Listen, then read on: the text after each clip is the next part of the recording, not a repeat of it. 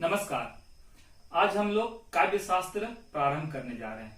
काव्य शास्त्र के अंतर्गत काव्य के लक्षण, काव्य के गुण, काव्य के दोष, काव्य का प्रयोजन, रस, छंद, अलंकार, इन सभी का बारीकी से अध्ययन करेंगे। काव्य शास्त्र मुख्य रूप से यूजीसी नेट हिंदी के छात्र और यूजीसी नेट टीआरएल के छात्र के लिए बहुत ही उपयोगी और लाभदायक है।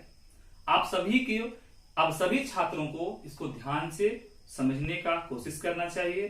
अगर आप लोग को समझ में नहीं आती है, अगर डाउट होती है, तो हमारी वीडियो को देखने के बाद आप मुझे फोन करेंगे, कांटेक्ट करेंगे। हम आपका फिर से डाउट को क्लियर करने का प्रयास करेंगे, क्योंकि यह विषय उतना आसान नहीं है जितना आप लोग समझते हैं। बहुत ही कठिन है और इसलिए आप लोग को ध्यान से, बारीकी से देखने और समझने की आवश्यकता है।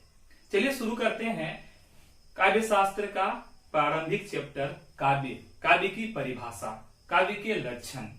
चलिए ठीक है, काव्य का परिभाषा को ही काव्य का लक्षण कहते हैं। अब काव्य की परिभाषा क्या है? तो आप लोग तो हाई स्कूल में पढ़े होंगे, स्कूलों में पढ़े होंगे, जहां पे पद और गद्य दो रूप में आप लोग देखे होंगे साहित्य को। जो पद होता है वो काव्य रूप में होता है और गद्य जो होता है ये कहानी रूप में होता है।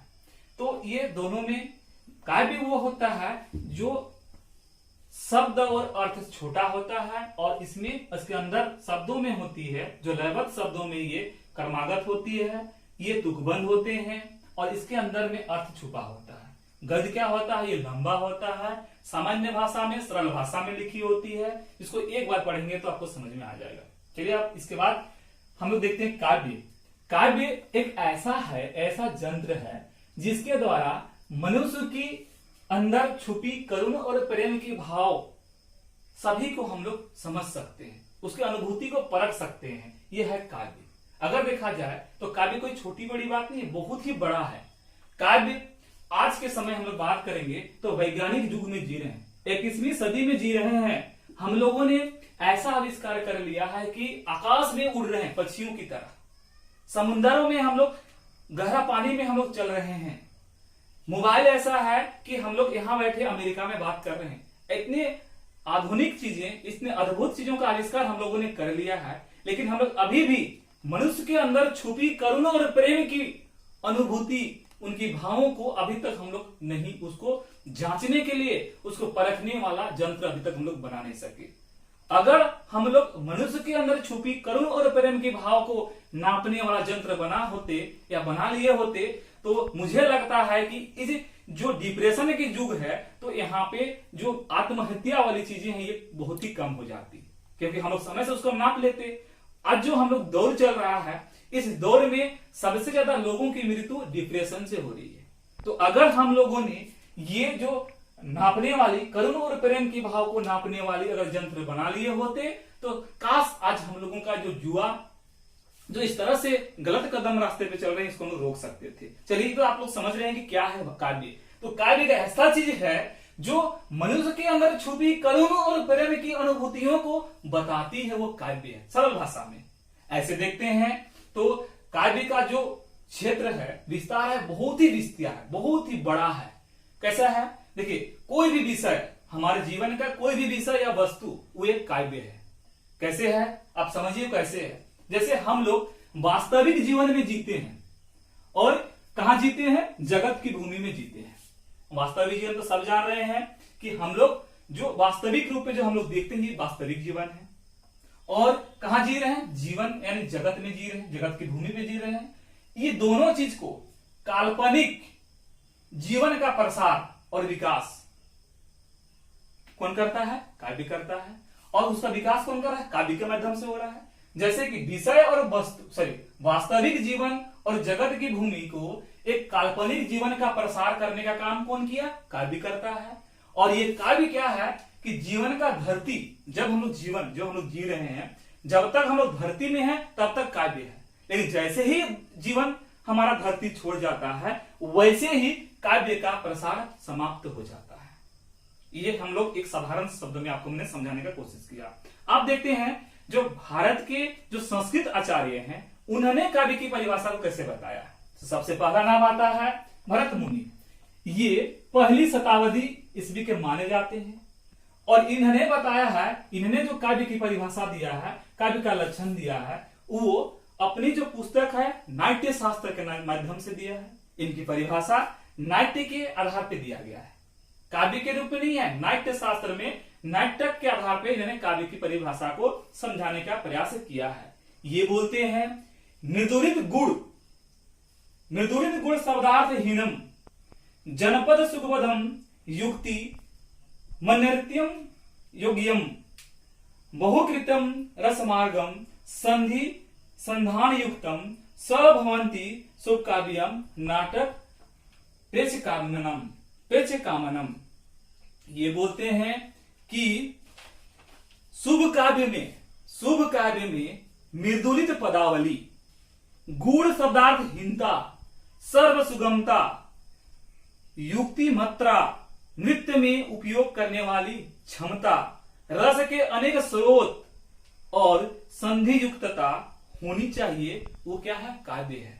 भरत मुनि ने यह परिभाषा नाटक की दृष्टि से दिया है।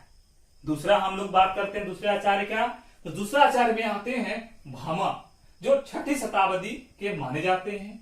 इन्होंने बताया है कि शब्दार्थो साहित्यो काव्यम अलंकार, ये जो काव्य अलंकार पुस्तक है उसमें बताते हैं कि शब्दार्थ साहित्यो काव्यम, यानी शब्द और अर्थ के सहित जो भी हम लोगों का पद होता है वो क्या है? काव्य। ये बोलते हैं शब्दार्थ साहित्य काव्यम, शब्द और अर्थ का संयोग ही क्या है? काव्य है। ये कौन बोल रहे हैं? भामो बोल रहे हैं। और इनकी पुस्तक का नाम क्या है? काव्य अलंकार में इन्होंने बताने का प्रयास किया है। तीसरे आचार्य की बात करते हैं तो तीसरे आचार्य में आते हैं दंडी। वो बोलते हैं कि शरीरम तादुदिष्टार्थ वैचिन्या पदावली, काव्य दर्श इनकी पुस्तक है जिसमें इन्होंने बताने का प्रयास किया है। उसमें कहते हैं कि जो शरीर, जो हम लोग इष्ट अर्थ को प्रकट करता है वो क्या है? शरीर है। तो ये एक अलंकारवादी आचार्य है और इन्होंने जो परिभाषा दिया है वो अलंकार की दृष्टि से दिए हैं। जो शब्द है वो शरीर मात्र है, लेकिन उसकी आत्मा क्या है? अलंकार। और ये बोलते हैं कि वह शब्द जिसमें शब्द तो होगा और उसके अंदर अलंकार भी होगा, वो क्या होगा? काव्य होगा। ये बोलने का ये बताए हैं अपने अनुसार।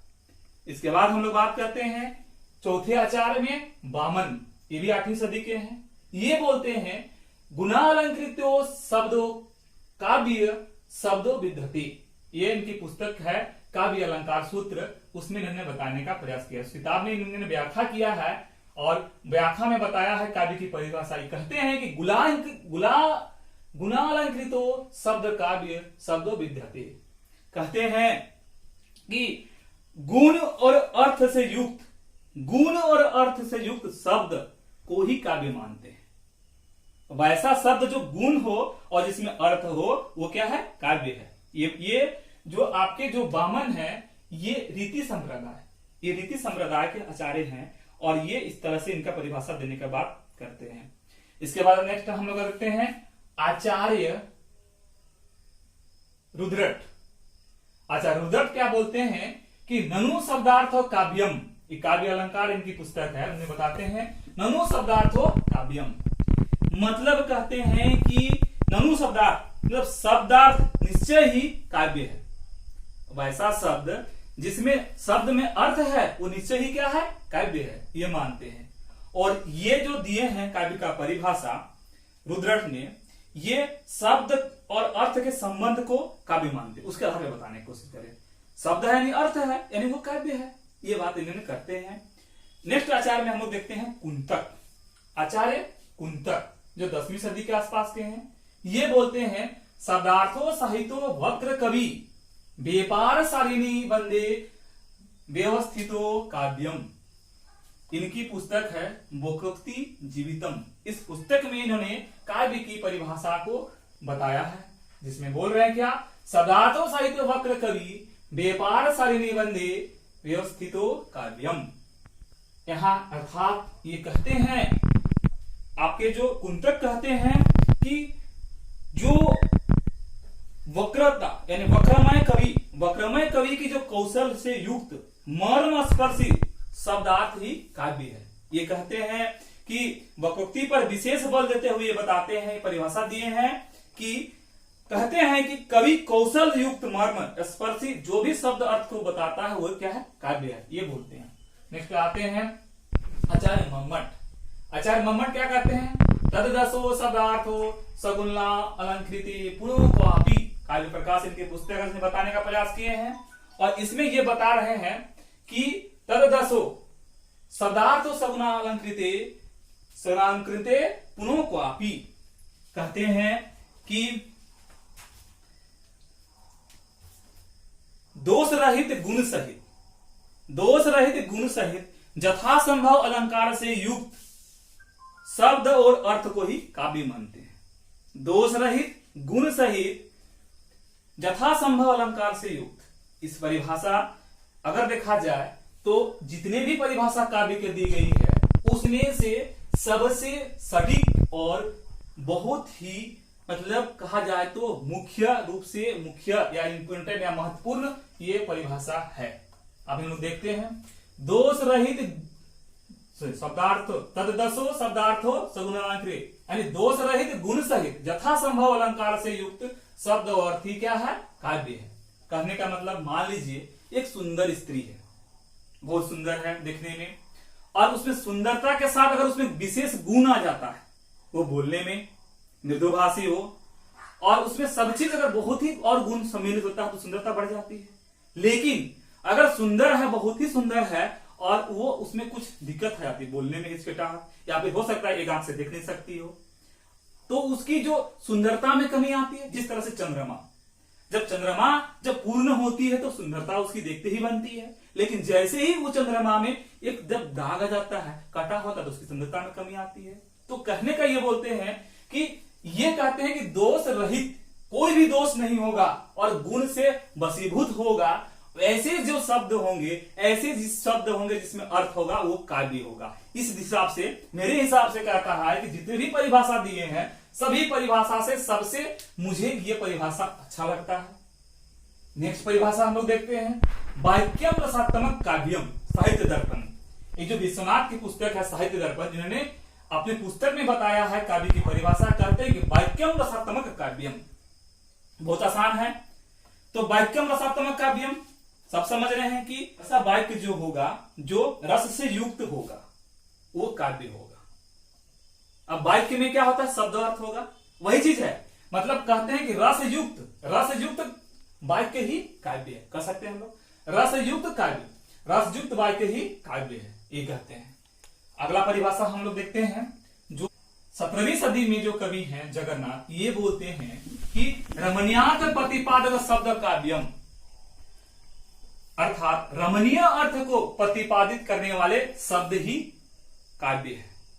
कहने का मतलब यहां होता है कि रमणीय, यहां समझना होगा रमणीय क्या है।